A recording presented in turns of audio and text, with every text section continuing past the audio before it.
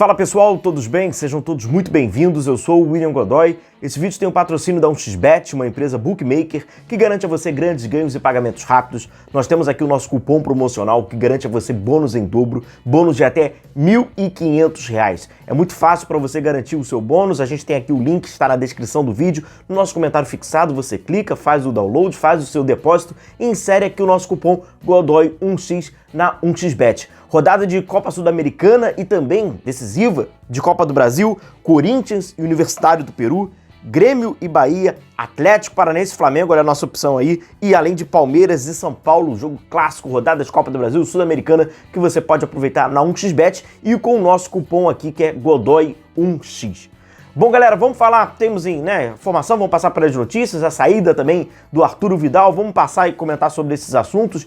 Primeiro, Bruno Henrique. A perspectiva do Flamengo é que o Bruno Henrique fique aí por fora por cerca aí mais ou menos, de 3 semanas, podendo retornar então no dia 3 de agosto, no jogo de ida das oitavas de final do Flamengo contra o Olímpia, no Maracanã. É uma lesão, o Flamengo acaba fazendo ali um procedimento um pouco mais cauteloso, de fisioterapia, e aí que infelizmente vai afastar o Bruno Henrique por esse período dos gramados, e o mais importante, essa quebra de ritmo. O Bruno Henrique, que agora vem no ritmo forte, vem entrando bem, jogando bem, vai ter essa quebra de ritmo, que após a fisioterapia, volta para os gramados, faz atividades no campo, e aí vai para retornar o ritmo, treinar com os companheiros e assim poder voltar a jogar. Então essa perspectiva inicial é de que ele retorne no dia 3 de agosto, no jogo contra o Olímpia, no jogo no Maracanã, nas oitavas de final. Um jogador muito importante, que aí já tem uma característica bem diferente dos outros companheiros, e a gente vê o quanto ele é importante, e acaba perdendo ali o Bruno Henrique para esse jogo de volta da Copa do Brasil, jogo contra o Fluminense, jogos ali importantes por cada competição, mas então o Flamengo aguarda e tem essa perspectiva inicial do dia 3 de agosto contra o Olímpia. Lucas Veríssimo, que o Flamengo já tem falado, já tem conversado, já tem algumas semanas, e a conversa com o Benfica era muito clara. O Benfica queria que o Flamengo fizesse um empréstimo, o Flamengo quer o Lucas Veríssimo para o empréstimo, e o Benfica aceita emprestar o atleta, contudo, o Benfica estava impondo uma condição do Flamengo ter obrigatoriedade de compra.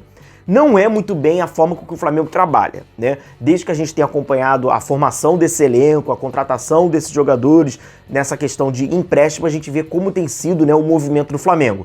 O Flamengo faz o empréstimo e tem a opção de compra. Dentro desse processo de opção de compra, tentar botar uma compensação financeira, o Flamengo até paga um valor. E o Flamengo fez uma contraproposta ao Benfica. Se o Benfica queria, então, o empréstimo do Lucas Veríssimo com uma obrigatoriedade de compra, o Flamengo ele praticamente não faz esse tipo de negociação. O Flamengo, então, sugeriu uma opção de compra, mas utilizando um valor. Esse valor, ele acaba sendo abatido em caso, que o Flamengo exerça essa opção. Então, comprou o Lucas Veríssimo no final do empréstimo, esse valor inicial já vai abater e o Flamengo vai apenas complementar. Então, o Flamengo vai ali negociando com o Benfica, uma questão de empréstimo do Lucas Veríssimo, mas o que está confirmado até então é esse interesse do Flamengo e, mais do que isso, o interesse do Sampaoli, que gosta do Lucas Veríssimo, aprovou o nome e vai ali também persistindo, ali tentando insistir e dentro nos bastidores tentando influenciar o atleta e o Flamengo para que essa negociação seja concretizada. Vamos então aguardar sobre Lucas Veríssimo, zagueiro Lucas Veríssimo. Uma que já vai sendo concretizada, vai sendo confirmada, que ontem, inclusive, horas antes da coletiva de imprensa, da apresentação do Ala, aí o Marcos Braz fala ali do Vidal, mas já estava praticamente tudo concretizado, da saída do Vidal. O Arturo Vidal realmente não tem gostado, O próprio Marcos Braz falou na coletiva de imprensa, usando esse termo, que está desconfortável, a situação que ele é banco de reservas ali, jogou alguns jogos, começou alguns como titular, mas mais frequência, no que a gente tem mais próximo agora, a gente tem visto cada vez mais o Vidal ficando ali escanteado, ficando no banco de reservas e recebendo muito poucos minutos. Já houveram algumas manifestações, de insatisfação do atleta, e ele então vai buscar um novo rumo.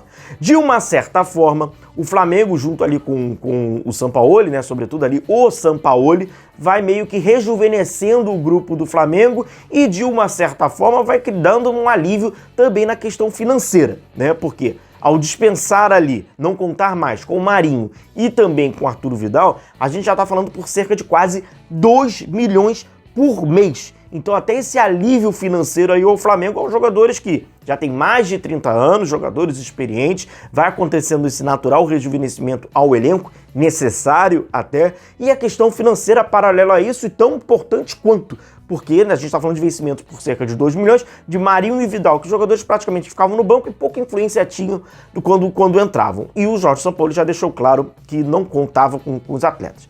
Nessa questão do Vidal, primeiro que me lembra, na chegada do Jorge Sampaoli no centro de treinamento do Flamengo, na sua apresentação, o canal estava presente lá, havia um repórter chileno que fez uma pergunta ao Jorge Sampaoli em relação ao Vidal sobre os dois. Essa relação de trabalho. O Jorge Sampaoli falou que respeitava muito o Vidal, a carreira do Vidal, que não tinha nenhum problema. Então, lá no Chile, já sabia-se de que Vidal e Sampaoli já não tinha aquela simbiose, já não tinha das melhores relações, inclusive isso motivou o repórter a perguntar ao Sampaoli sobre o Arturo Vidal. O Sampaoli foi lá, desconversou, foi lá sobre a carreira do atleta e praticamente não falou da relação entre eles. O que a gente tem visto de fato é que, apesar de no início o Sampaoli ter dado minutos, oportunidades, o Vidal foi ficando cada vez mais distante e ficando fora dos planos do Jorge Sampaoli. Vidal no Flamengo, que abre um tema muito importante. Por quê? Vidal sai do Flamengo com a conquista da Copa Libertadores, com a conquista da Copa do Brasil, sendo um coadjuvante. Praticamente não dá para contar nos dedos, né? Quantas partidas boas o Vidal acabou fazendo, num jogo que ele fez um pouco mais um balanço, tentando segurar um pouco mais a bola, retenção, dando o Flamengo em alguns jogos do time do Dorival Júnior um pouco mais de volume, entrando ali no segundo tempo, fazendo bons minutos, ou iniciando a partida, mas evidentemente muito abaixo, onde certamente deve ter decepcionado, deve ter frustrado muitos torcedores ou a quem apostasse que um Vidal fosse aquele Vidal que já não estava sendo. Então, de uma certa forma, não surpreende quem estava acompanhando o Vidal, mesmo no cenário, né, do futebol europeu, ali na Inter de Milão, no clube mais recente dele, onde a gente via nitidamente que a condição física estava, né, empurrando o Vidal e a sua competitividade para baixo. Ele sai da Europa, chega para o Flamengo e a mesma condição física, a gente percebe, né, que o ritmo estava muito lento. E mais recentemente, nas atuações do Vidal, em alguns momentos até constrangedora, não com a bola no pé onde ele tinha técnica, mas cada vez com menos bola no pé, porque estava sempre tendo que correr atrás e carrinhos. Foi um festival de distribuição de carrinhos do Arturo Vidal que não chegava mais para ocupar o espaço, não conseguia mais fazer vigilância, não conseguia fazer mais coberturas. Era mais um Vidal que tinha que ter a bola no pé para usar a sua visão de jogo para circulação. Muito pouco. E paralelo a isso, muito. A questão financeira. Era um investimento por mais de R$1 milhão por mês para um jogador muito coadjuvante. Um desequilíbrio entre produção e aquilo que é pago. Um desequilíbrio de um salário de protagonista para uma produção de um coadjuvante nas últimas semanas, né, nos últimos jogos do Flamengo. Nem isso era. Um jogador unicamente com banco de reservas. O Flamengo vai cumprir com seu pagamento até o último dia útil do atleta vestindo a camisa do Flamengo, e a partir de então o Flamengo fez essa rescisão amigável com o Vidal e com o seu empresário que esteve presente no Ninho do Urubu, e encerra-se então um ciclo que poderia ser frustrante, poderia ser decepcionante, mas ele passa a ser mais a quem não acompanhava ou criou uma fantasia de um Vidal que ficou para trás, onde fisicamente e naturalmente já não era no atual presente. De qualquer forma, bota lá no currículo dele mais 2 títulos, principalmente o título muito importante da Copa Libertadores da América, que, como o Vidal, um grande sonhador, né, dizia que tinha um sonho de conquistar, então ele pôde realizá-lo e entrou, né, no segundo tempo no jogo contra o Atlético Paranaense, ali já não estava no seu dos melhores momentos. Então agora, com a saída do Arturo Vidal, a gente vê esse movimento do Flamengo de rejuvenescer o seu elenco. Ainda tem jogadores com mais de 30 anos, sim, Santos, mas nem é tão utilizado assim. O Pablo que estaria, né, praticamente, o Sampaoli não conta com o Pablo. Felipe Luiz, talvez o encerramento já nesse ano. Davi Luiz, que tem a renovação automática no próximo ano, mas aos poucos vai enxugando e vai diminuindo. Este elenco do Flamengo tinha muitos jogadores trintões e agora vai diminuindo e vai rejuvenescendo agora com a saída recente de Marinho e mais recente ainda de Arturo Vidal. Um forte abraço a todos vocês, continue se cuidando, a gente vai se vendo por aqui, um grande abraço a todos e tchau, tchau.